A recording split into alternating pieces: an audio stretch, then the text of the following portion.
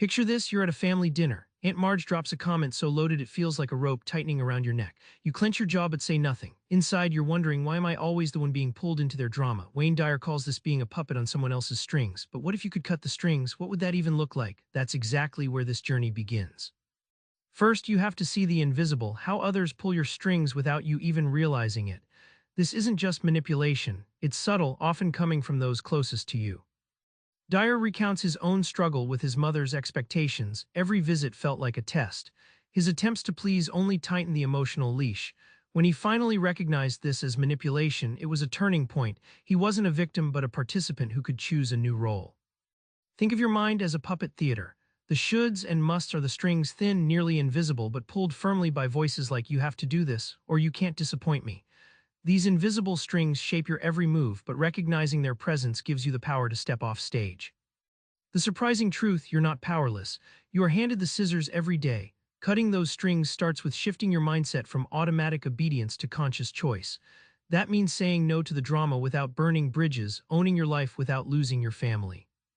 Next, let's talk work and authority. You might feel trapped in a job or role, like a marionette dangling by your boss's whim. But what if your boss isn't the one holding your strings?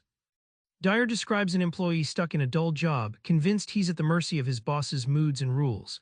This belief kept him in a cage of despair until he realized his real power was his mindset, not his job title. That realization let him think beyond his cubicle prison. Imagine your enthusiasm as sunlight cutting through a dense fog. Authority figures might try to keep you under their shadow, but your positive energy can illuminate new possibilities. Dyer says enthusiasm isn't just a feeling, it's a tool to redraw the boundaries that keep you boxed in. Being flexible, Dyer shows, is like water flowing around rocks in a stream rather than smashing into them. When you shift your attitude and adapt, you break the invisible chains of fear and stagnation, opening doors to roles and careers you never thought possible. Finally, the big payoff, taking charge. You've spotted the strings, seen the tricks, and now it's time to pull the strings yourself. What's on the other side of that choice? Dyer tells the story of a woman facing constant family coercion, yet learning to claim full responsibility for her reactions. Instead of blaming relatives, she shifted her view. Responsibility wasn't a burden, but her key to freedom.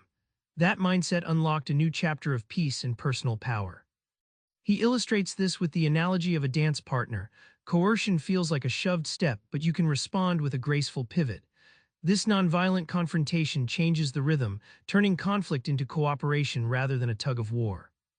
When you fully accept that you are the center of your life's stage, something magical happens. You start living intentionally, choosing your scripts and roles. Life becomes beautiful because the strings are in your hands, not tangled in others' demands. Remember Aunt Marge's tight grip from the dinner table. Now you see those strings clearly and you know you hold the scissors. Pulling your own strings isn't about cutting ties, but about reclaiming power in every relationship. Tonight, try this. The next time someone else should starts tugging, pause and ask yourself, is this my string to pull? That moment of choice, that's your power. Subscribe for more book summaries like this one.